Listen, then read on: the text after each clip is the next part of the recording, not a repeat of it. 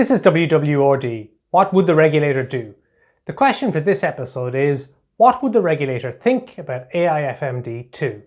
My name is Danny Lawlor from Aquest. I'm joined by Silent Bob. Silent Bob, I know you're very hot on AIFMD II. It's one of the top topics that you love to chat about. Great contribution. So if you're new to the YouTube channel for Aquest, do hit the subscribe button. If you like the video, hit like. And as I said, the question for this episode is AIFMD II and what a regulator might think about it. Now, the context for this is that in the last couple of weeks, so early July 2020, the European Parliament has been provided by the European Commission with a report where the Commission has given its views on the effectiveness of AIFMD. The report itself is quite light, really. It's only about 10 or 11 pages long. It covers a lot of topics, but none of them in a terribly large amount of detail. So it's kind of hard to figure exactly where this is going to go. But we do expect that there will be a consultation on the possible legislative changes later in 2020. And when we get that, obviously, we'll know what the direction of travel is. But having said that, it's still interesting to look at what they've put in their assessment. I mean, gather from that some of the themes that we'll probably see in this consultation paper, which may well lead to an amendment to AIFMD, which we'll call AIFMD II. Now, mostly what's in that European Commission report isn't that exciting. It's kind of stuff that you'd like to see there. So they talk about the reporting framework under AIFMD, making it a little bit slicker, a little bit smoother, fit together with some of the other reporting requirements a little bit easier. Very, very sensible. There's also some talk about valuation rules and making them a little bit clearer where you use external valuers. Interestingly, they talk a little bit about the monitoring for a buildup of systemic risk, which is one of the features in AIFMD. It's a job of the national competent authorities and of ESMA to assess how the AIFs are operating and trying to determine if there is a buildup of systemic risk. In and of itself, not that exciting. The proposal is to make the coordination amongst national competent authorities a little bit smoother. Why it's interesting to me, though, I think, is because it just reinforces this theme, which we're seeing a lot of, whereby funds and financial stability are very much being bundled together. It's a topic I'm going to come back to in another video at a later date, but just wanted to flag it. The two key issues, though, that I think in that paper that will resonate most with the regulators are around passporting. And there's a proposal there, certainly a chat about a depository passport, and also talk about turning on the third country passport. So let's start with the third country passport first. Now, in AIFMD, it has set out a regime whereby AIFMs from outside of the EU, called third countries, would be able to get a European passport to either manage funds across the Union or to market the funds that they manage across the entirety of the European Union, whether those funds are located in the EU or outside the EU. So it is very, very broad. But it is a very, very different regime under AIFMD than under any other piece of financial services legislation. So as far as I'm aware, the way that every other piece of legislation deals with third countries, like banks and insurance companies and investment firms, is on an equivalence basis. So is that bank in Boston authorized and supervised in a way that's very similar or equivalent to the way a bank would be authorized and supervised in Berlin?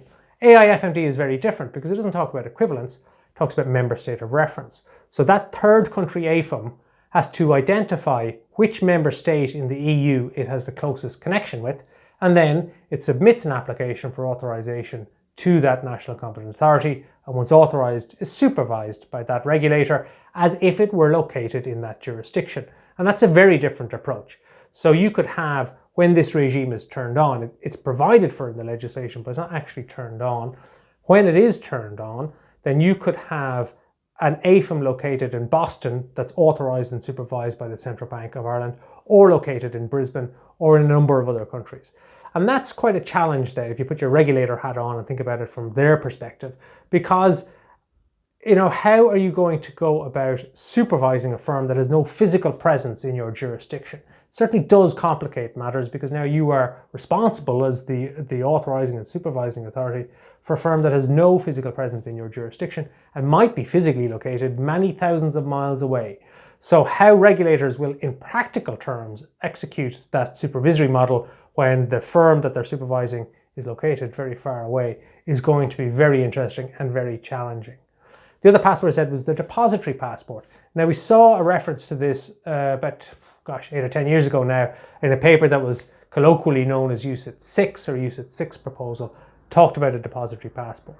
Again, it's a challenge for financial regulators, because if you think of it at the moment, because we have a fund management company passport under both AIFMD and UCITS, you can have an Irish authorised investment fund that has no fund management company in Ireland, no investment manager in Ireland, no fund administrator in Ireland, and could well have no investments or investors in Ireland. The only thing it has physically located here at the moment, in theory, is a depository and the 2 Irish resident directors of the fund company that the regulator requires. So if you have a depository passport, and you can see that it would make sense if you think about the theory of the European Union and free movement of services, you then, with a depository passport, could have an Irish authorised fund that has no physical presence here, only 2 resident directors. And again, it really complicates and makes it difficult to see how you would execute a supervisory model over a fund when there's nobody here in the jurisdiction that you actually supervise, only your 2 Irish resident directors. So again, it is a challenge for regulators to think how they would execute that model in a way that operates effectively in the interests of the investors in the funds. And it will require an awful lot of cooperation and frankly trust between the various European regulators, coordinated, we assume, out of Paris by ESMA, the European Securities and Markets Authority. So for me as regulator, they're kind of, thinking about it from a regulator's perspective, they're kind of 2 things that jump out at me as being real challenges in practical terms to understand how you would supervise these firms when they have no physical presence in your jurisdiction and yet you are responsible for them. So that's all for this episode of WWRD. Hope that gives you some food for thought on AIFMD II. Hope you like that, Bob. Yeah? Something more to talk about and chat with your friends on the AIFMD II front. We will, I'm sure, revisit the issue a little bit later in the year when that consultation paper is published by the European Commission. In the meantime, as I said, if you're new to the channel, do hit subscribe. If you like the video, hit like, and any comments, leave them below and we'll certainly try and pick them up and get back to you with some responses. Thanks very much for watching WWRD, and we'll catch you next time.